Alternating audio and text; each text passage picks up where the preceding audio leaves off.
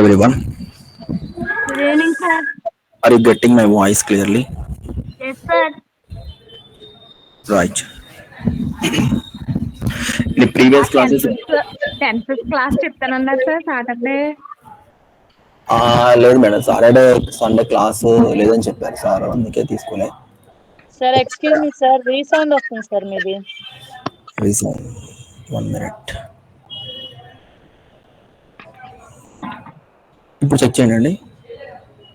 Okay sir. Right.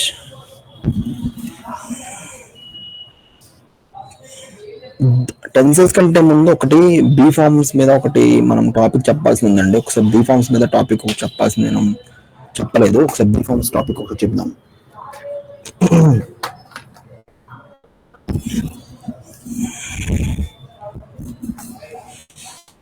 Be forms total గా మనకి ఎన్ని ఉన్నాయండి ఇంగ్లీష్ లోని?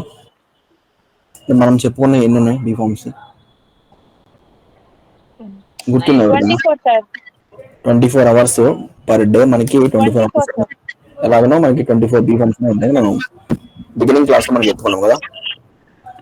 దాని గురించి మనం ఒక చిన్న క్లాస్ తీసుకుందాం, తర్వాత మనకి అన్ని ఈజీ ఎయిత్ క్లాస్. సరే, ఒకటి బీ ఫార్మ్స్ ఉంటుంది. సో ఈ స్ట్రక్చర్స్ ఓకేనా madam? Want to, wanted to, use to, have to, has to, had to, need to, able to, planning to, going to, would like to. ఏమైనా doubt ఉందా వీటిలోని? Would like would like to అవుతాను sir. Would like to అంటే ఏం లేదండి. Want to అంటే మీకు అర్థమైందా? అనుకుంటున్నారు అని మీనింగ్ ఉంది కదా. అదే ఏదైతే పని చేయాలనుకుంటున్నామో అనుకుంటున్నాను చెప్తున్నాం కదా, సేమ్ దీనికి కూడా అదే మీనింగ్ అనమాట. అనుకుంటున్నాను మీనింగ్ వస్తుంది. కాకపోతే ఏంటంటే మనం ఎవరికైతే ఫ్రెండ్లీగా మాట్లాడతామో వాళ్ళతో వాంట్ అని చెప్పొచ్చు. లేదు కొంచెం పెద్దవాళ్ళతో కానీ, కొంచెం ఆఫీసర్స్తో కానీ, లేదా మేనేజర్స్తో మాట్లాడేటప్పుడు వాంట్ టు అని చెప్పడం కంటే కూడా వుడ్ లైక్ టు అని చెప్తే మనకి చాలా బ్యూటిఫుల్గా ఉంటుంది అనమాట. సో రెండింటికి మీనింగ్ ఒకటే. మీకు కరెక్ట్గా తెలుగులో ఎలా వస్తుంది టెక్నాలజీ? వాంట్ టు అంటే అనుకుంటున్నాను అని వస్తుంది. నేను ఒక స్పీచ్ ఇవ్వాలనుకుంటున్నాను, I want to give speech అని అంటాము. దానికంటే కొంచెం బ్యూటిఫుల్గా ఉండాలనుకుంటే I would like to give a speech అంటే ఇంకా బ్యూటిఫుల్గా ఉంటుంది. సో నలుగురు ముందు మాట్లాడేటప్పుడు కొంచెం మర్యాదపూర్వకంగా ఉండడానికి వుడ్ లైక్ టు చెప్పొచ్చు. మనం want would like to same కొంచెం అఫీషియల్ గా ఉంటుంది అన్నమాట లాంగ్వేజ్ వుడ్ లైక్ టు అనేది. అంతే అండి. ఓకేనా? Able to, planning to, going to. ఓకేనా? హ్యాడ్ టు అంటే చేయాల్సి వచ్చింది అని చెప్తారు. ఇది ఇంతవరకు. దీనికి ఒకటి చిన్న ఏముందంటే మేడం, ఎక్స్టెన్షన్ ఉంటుంది దీనికి. ఎక్స్టెన్షన్ ఏంటంటే ఏం లేదు, యాప్ అనేది ఉంది. ఒక చిన్న టాపిక్ యాప్ అప్లై చేసి నెక్స్ట్ బీ ఫార్మ్స్ టాపిక్ నేను చెప్తాను. అయితే ఇప్పుడు నేను వాంట్ అంటే ఏంటంటే అనుకుంటున్నాను కదండి, అనుకుంటున్నాను. దీనికి మనం ఏం చేద్దామంటే వినండి జాగ్రత్తగా ఒకసారి.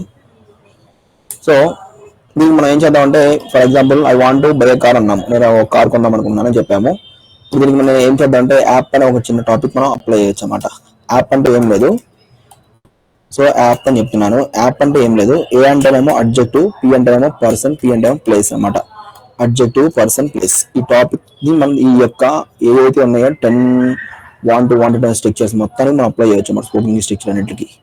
సో ఇక్కడ మీకు ఏ అంటే ఏంటంటే అడ్జెక్టివ్ అనమాట. సో ఫస్ట్ వన్ ఏ మీన్స్ అడ్జెక్టివ్. నోట్ చేసుకోండి నీట్గా. అడ్జెక్టివ్ అని అండ్ అడ్జెక్టివ్. నెక్స్ట్ పి అంటే ఏంటంటే పర్సన్, అండ్ నెక్స్ట్ పి ఏంటంటే ప్లేస్.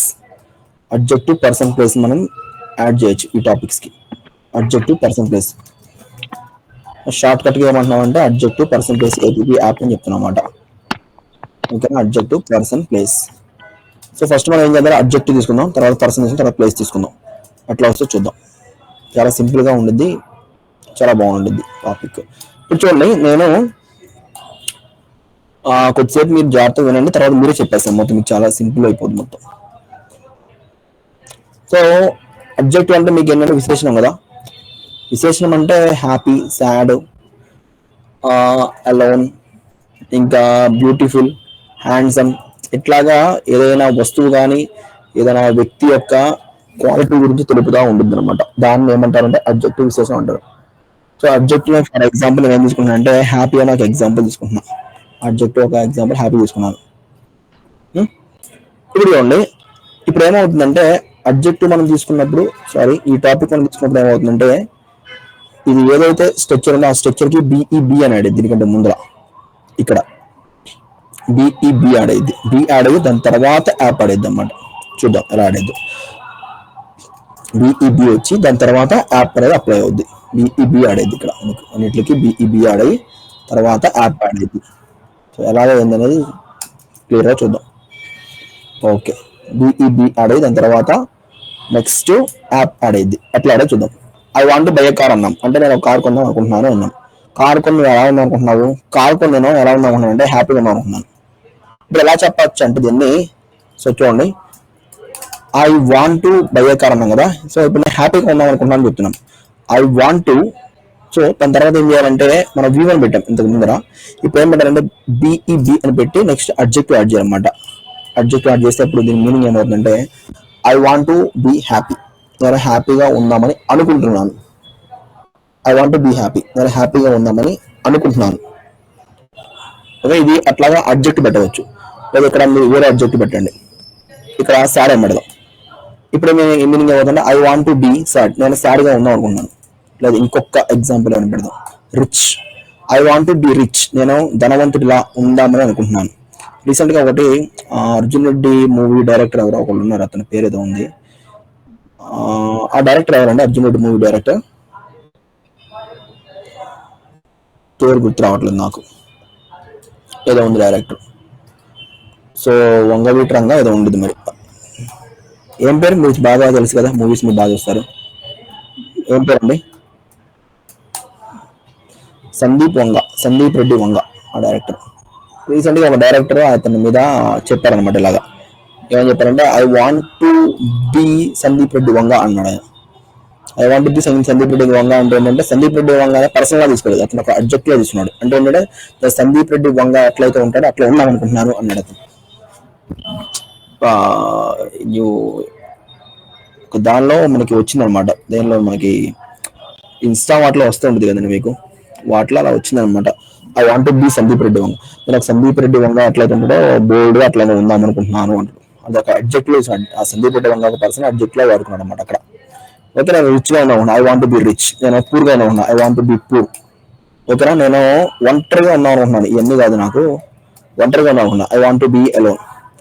ఓకే, ఇట్లా నేను నేను కొంచెం సింపుల్ గా ఉన్నాను అనుకుంటున్నాను, I want be simple. Okay, నేను స్మార్ట్ గా ఉన్నాను అనుకుంటున్నాను, I want B smart. I want to B smart. నేను స్మార్ట్ గా ఉన్నాను అనుకుంటున్నాను, ఐ వాంట్ బి స్మార్ట్. ఇట్లా చెప్పడానికి ఉపయోగపడుతున్నాను. నేను తెలివిగా ఉన్నాను అనుకుంటున్నాను, I want to be brave. I want to be happy.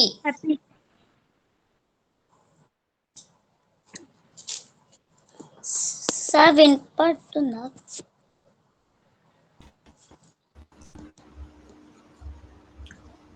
Hello,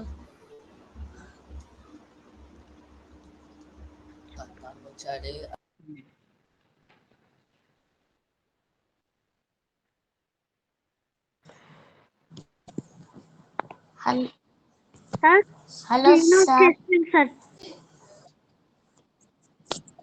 sir screen on చేసింది సార్.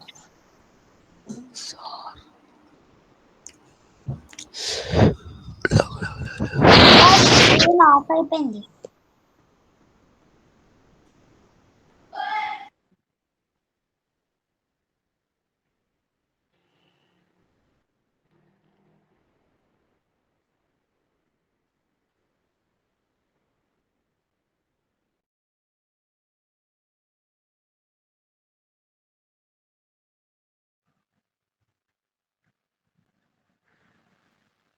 క్లియర్ గానే ఉంది సార్. Hello sir. క్లియర్ గానే ఉంది సార్. ఓకే సార్, వినిపిస్తుంది సార్.